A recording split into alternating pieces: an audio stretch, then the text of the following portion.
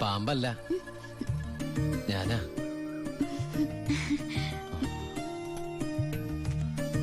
കുട്ടി ഞെട്ടിയോ? ശബ്ദം കേട്ടപ്പോ ഞാൻ വിചാരിച്ചു പാമ്പാണെന്ന്. അല്ല, അത് ഞാനൊരു കാര്യം പറഞ്ഞോട്ടെ. ആരെങ്കിലും കണ്ടാലെന്താ? കല്യാണത്തിന് മുമ്പ് ഇങ്ങനെയൊന്നും പാടില്ല.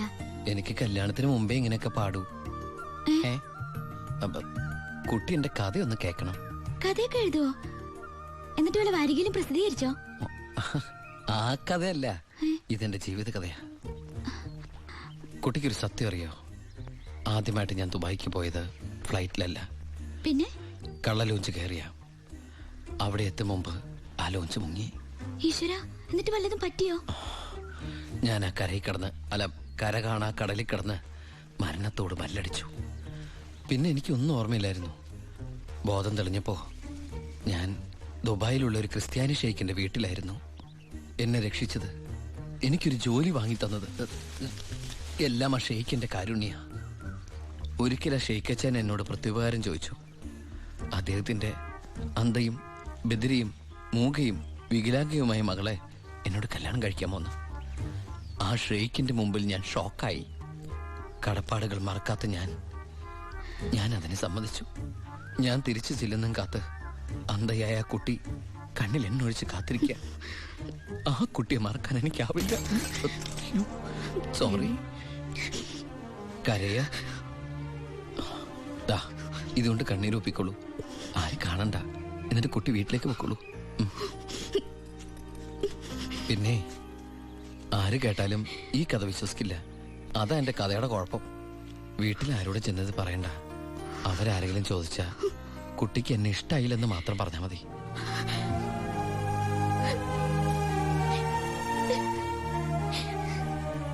എന്റെ സർപ്പത്തമാരെ, അറിയാലോ എന്റെ അവസ്ഥ. ഈ പാവം കുട്ടിയെ ചതിക്കാൻ എനിക്കാവില്ല.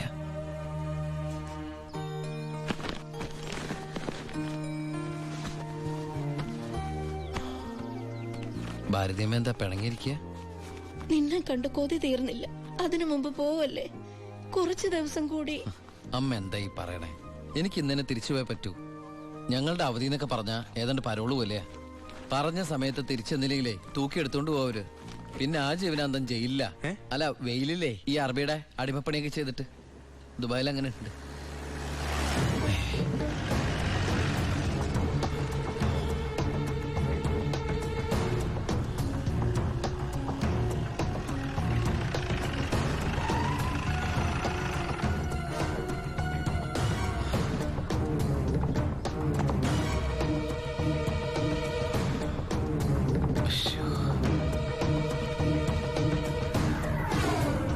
ഏട്ടനെന്താ പതുങ്ങി നോക്കുന്നത്? പോലീസ്. അയാൾ ആ ഗോപികയുടെ അടുത്ത ബന്ധുവാ. ഈശ്വര, ഇങ്ങനെ ഒരു ബന്ധം ഓർക്കുണ്ടായിരുന്നോ? അതെന്താ ഉണ്ടായാലും? അല്ല, ഒരു വല്ലാത്ത വൃത്തികെട്ട രൂപമല്ലേ. അങ്ങോട്ട് മാറിക്കാ, പെട്ടെന്ന് പെട്ടെന്ന് പൊടിക്കോട്ടെ. ഇത്രയും വലിയ തറവാട്ടിന്ന് ഇത്രയും നല്ല ചെറുക്കന്റെ ആലോചന, അതും ദുബായിക്കാരന്റെ. വല്യേട്ടൻ ഫോൺ ചെയ്ത് പറഞ്ഞപ്പോ നിന്റെ ഭാഗ്യായിട്ടാ ഞാൻ കരുതിയത്. എന്നിട്ടിപ്പോ നിന്റെ ഭാഗത്ത് നിന്ന് കല്യാണം വേണ്ടാന്ന് പറയാൻ എന്താ കാരണം? ഇനി നിനക്ക് ആരോടെങ്കിലും പ്രേമം പറ്റുകൊണ്ടോടി? പിന്നെന്താ പ്രശ്നം? വല്യേട്ടന് എന്തെങ്കിലും സംഭവിച്ചാ പിന്നെ നിനക്ക് ആരാ ഉള്ളത്? നീ എതിരൊന്നും പറയണ്ട. ഇത് നിന്റെ ഭാഗ്യമായിട്ട് കരുതിയാ മതി. വല്യേട്ടനാണെങ്കിൽ ഉറപ്പിച്ചോ, ബാക്കി ഞാൻ ഏറ്റു. എന്തായാലും ചെറുക്കൻ പോണ ദിവസം വന്നത് നന്നായി. ഉണ്ണിയൊന്ന് കാണാലോ. വല്യേട്ടാ, ഞാനൊന്ന് ഉണ്ണിയെ പരിചയപ്പെട്ടിട്ട് വരാം.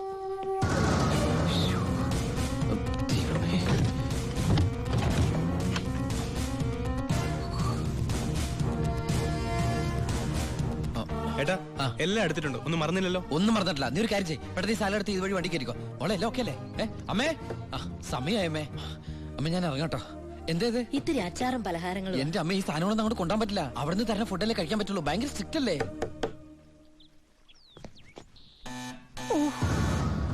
ആരോ ബെല്ലടിക്കുന്നുണ്ടല്ലോ. ഹലോ, അവിടെ നിന്നേ. അത് പിച്ചക്കാരനാണ്, പിച്ചക്കാരൻ. ഞാൻ 10 രൂപ കൊടുത്തപ്പോ 100 രൂപ വേണമെന്ന്. ഗൾഫുകാരുടെ ഒരു അവസ്ഥ. നീ എടാ, അവൻ അവിടെ നിന്ന് അടിക്കട്ടെ. നമ്മുടെ മസിൽ അടിക്കുന്ന പിച്ചക്കാരാണോ? നീ ഇങ്ങോട്ട് വന്നേ, പെട്ടെന്ന് സാധനങ്ങൾ എടുത്തിട്ട് വേഗം വണ്ടിയിലേക്ക് എടുത്ത് വെച്ചേ. അമ്മേ, ആളനക്കം ഇല്ലല്ലോ. ചിലപ്പോ എയർപോർട്ടിൽ പോയി കാണും. എങ്കിൽ അടുത്ത പ്രാവശ്യം വരുമ്പോ കാണാം. പോട്ടെ. ഫ്രണ്ട് സീറ്റ് വെക്കണേ. വേഗം എടുത്തു വെക്കേ.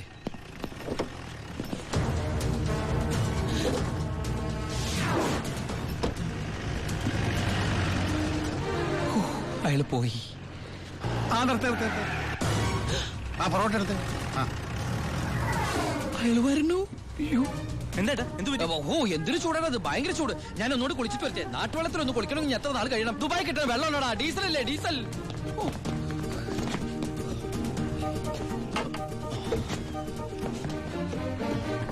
ആ ഞാൻ വിചാരിച്ചു പോയി കാണുമെന്ന്. നീ എന്റെ ഗോപിയേക്ക് ചേർന്ന ചെറുക്കൻ തന്നെ. അയ്യോ, ഞാൻ ഉണ്ണിയല്ല, ഉണ്ണിയന്റെ ഏട്ടനാ. ഉണ്ണി എവിടെ ഒന്നും കണ്ടില്ലല്ലോ. ഉണ്ണിയേട്ടാ, എന്താടാ? ഒരാൾ കാണാൻ വന്നിരിക്കുന്നു. അയ്യോ, ഈ സമയത്താ?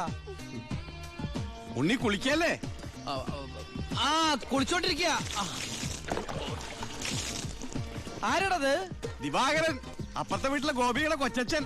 ഭാവിയിൽ ഉണ്ണിയുടെ ഒരു ബന്ധുവായിട്ട് വരും. ജയിലറാ. അതെയാ? ആ ഒന്ന് മുഖം കാണിക്കാൻ വേണ്ടി വന്നതാ. മുഖം കാണിക്കാൻ ഞാനെന്താ രാജാവാ? ഓ ഫലിതപ്രിയൻ. നമ്മള് തമ്മിൽ കാണേണ്ട കാര്യം പറഞ്ഞത്.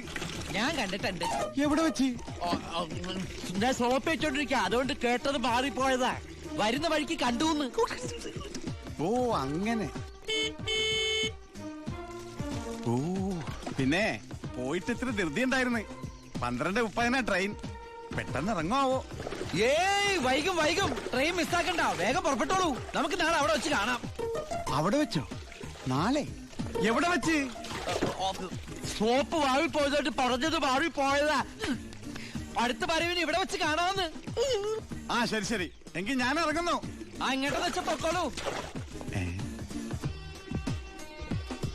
ഞാൻ ഈ ഗ്ലാസ് എടുത്തോട്ടെ. ഗ്ലാസ്സാ? ഗ്ലാസ്സിലെ ചായ കളഞ്ഞിട്ട് അമ്മയോട് വെച്ചിട്ട് എടുത്തോളൂ. അയ്യോ, ഞാൻ ഈ കൂളിംഗ് ഗ്ലാസിന്റെ കാര്യം പറഞ്ഞത്. കൂളിംഗ് ഗ്ലാസോ ചില്ല് ഗ്ലാസോ ഇനി അപ്പുറത്തെ സ്കൂളിലെ ക്ലാസ്സോ എന്താന്ന് വെച്ചാൽ വേഗം എടുത്തിട്ട് വേഗം പൊക്കോളൂ. ട്രെയിൻ മിസ്സാവും. ആ ഓ ആ ഇനി ദുബായ്ക്കാരുടെ വീട്ടിൽ വന്നിട്ടൊന്നും തന്നില്ലാന്ന് വേണ്ട. അപ്പോ ഞാനങ്ങോട്ട് പൊക്കോളൂ. Bye bye.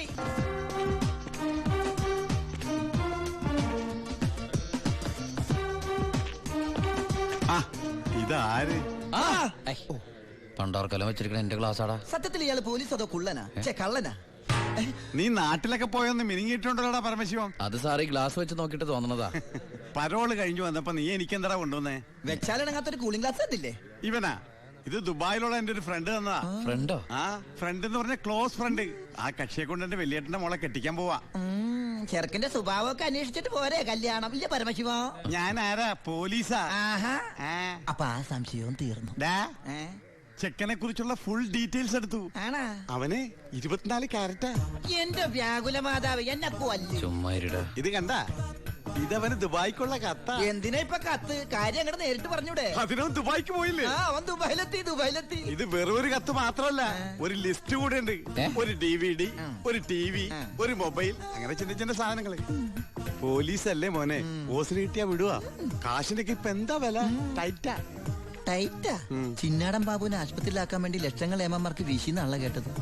പോടാ പോടാ. അത് ശരി. അപ്പൊ അതാണ് അവനോട് കാണാത്തത്.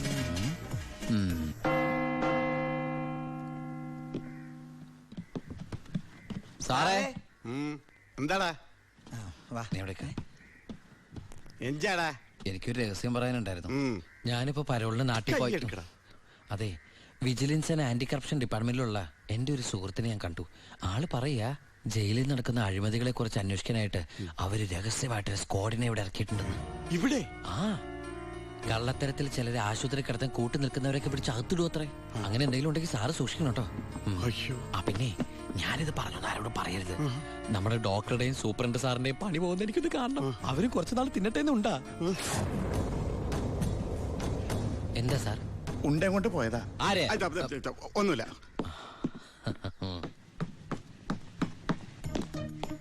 നീ 100 പേര് എണ്ണി തീരുന്നതിന് മുമ്പ് ചിന്നാടൻ ബാബു സെല്ലിലുണ്ടാവും. ചുമ്മാ എണ്ണടോ. 1 2 3. സത്യമാണോടൂ? അതെ സാർ.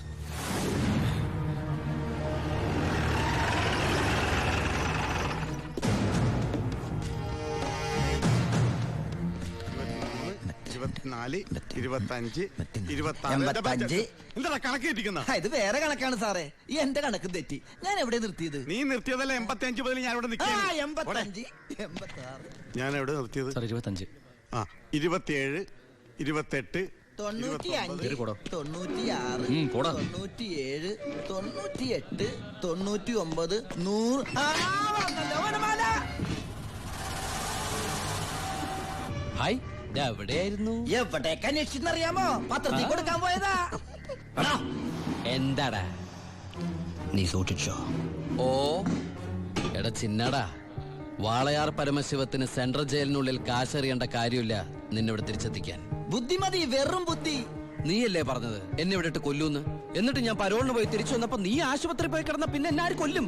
ഇവൻ എന്നെ മൂടോട്ടാക്കി അടങ്ങുള്ളൂ. പിന്നെ മതി മതി, പോയി റെസ്റ്റ് എടുക്കുക.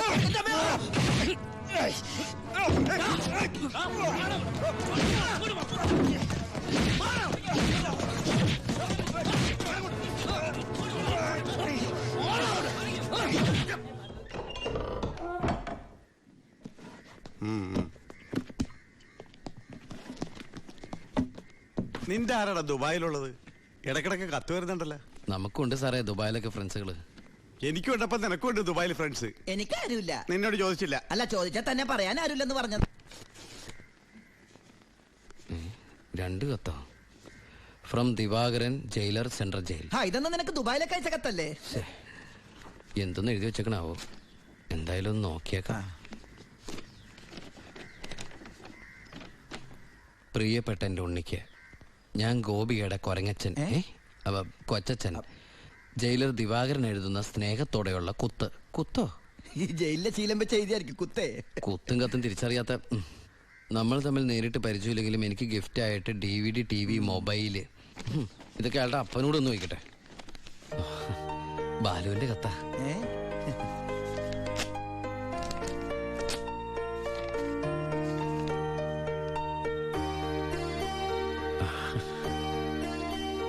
ബാലുവിന് SS സെലക്ഷൻ കിട്ടി. അവൻ ട്രെയിനിങ്ങിന് ചേർന്നു. ബെസ്റ്റ്. ആദ്യത്തെ പോസ്റ്റിംഗ് ഈ ജയിലിലും ആയിരിക്കണം. അയ്യോ, അങ്ങനെയൊക്കെ സംഭവിക്കൂ? പറയാൻ പറ്റില്ല. നിന്റെ ബെസ്റ്റ് ടൈം അല്ലേ, ചിലപ്പോ അങ്ങനെ സംഭവിച്ചേക്കാം. ചുമ്മാ ഇരടാ, മനുഷ്യനോട് പൈലോ ഒന്ന് ടെൻഷൻ അടിക്കുമ്പോൾ അവന്റെ ഒരു തമാശ. എന്നാ നീ ഒരു മറുപടി എഴുത്. നിന്റെ ശിക്ഷ കഴിഞ്ഞിട്ട് ജോലിക്ക് കയറിയാ മതി. എടാ മണ്ട, ഒരു കത്ത് ഞാൻ എഴുതിയാലും വീട്ടിൽ നിന്ന് എഴുതിയാലും കയ്യിലെത്താൻ 1 മാസം എടുക്കും. ദുബായിലുള്ള എന്റെ ഫ്രണ്ട് കാസമിന്റെ പണിയാ കത്തുകൾ അങ്ങോട്ടും ഇങ്ങോട്ടും കൈമാറി അയച്ചോണ്ടിരിക്കുന്നത്. ഇത് ഞാൻ എഴുതിയ കത്താണല്ലോ. ചേട്ടാ, ഈ കത്ത് എങ്ങനെ ഇവിടെ വന്ന്? സാർ ആരും നോക്കണത്? ഇത് കണ്ട, ഞാനിത് ദുബായിക്ക് എഴുതിയ കത്ത. ഇതെങ്ങനെ ഇവിടെ വന്നു? ഇനി ആ പോകുന്ന വിമാനത്തിൽ നിന്നെങ്ങാനും വിടതായിരിക്കോ? ആ വിമാനത്തിന് ഓട്ടയുണ്ടോ? അങ്ങനെ എനിക്ക് ഇത് ആര് പൊട്ടിച്ചോ? അല്ല, ഈ പൈലറ്റുമാര് വെറുതെ ഇരിക്കുമ്പോ എങ്ങനെ വായിച്ചു? റെസ്പോൺസിബിലിറ്റി ഇല്ലാത്ത തെണ്ടികൾ, അന്യരുടെ കത്ത് വായിക്കുന്ന പട്ടികൾ. അല്ല, അനാവശ്യമായിട്ട് എന്തെങ്കിലും കത്തിൽ എഴുതിയിരുന്നു? എല്ലാ ആവശ്യമുള്ള സാധനങ്ങളാ. DVD, TV, mobile. ഇതിപ്പോ എന്റെ കൈ കിട്ടിയ ഇല്ലെങ്കിലോ ഞാൻ ഈ സാധനങ്ങൾ പ്രതീക്ഷിച്ചിരിക്കില്ലേ? ഏതായാലും ഞാൻ ഇതൊന്നും കൂടി പോസ്റ്റ് ചെയ്യാൻ പോയത്. ഡോണ്ട് ഓപ്പൺ പൈലറ്റ് കൂടി പുറത്ത് എഴുതിക്കോ. അതെന്തിനാ? ഇല്ലെങ്കിൽ ഇനിയും പൊട്ടിച്ച് വായിച്ചാലോ? എഴുതി പോസ്റ്റ് ചെയ്യാം. അയ്യോ പാവം. ഈശ്വര, 1 മാസം കൂടി കഴിയുമ്പോ ഈ കത്ത് തന്നെ ഞാൻ ഒന്നുകൂടി വായിക്കേണ്ടി വരുമല്ലോ.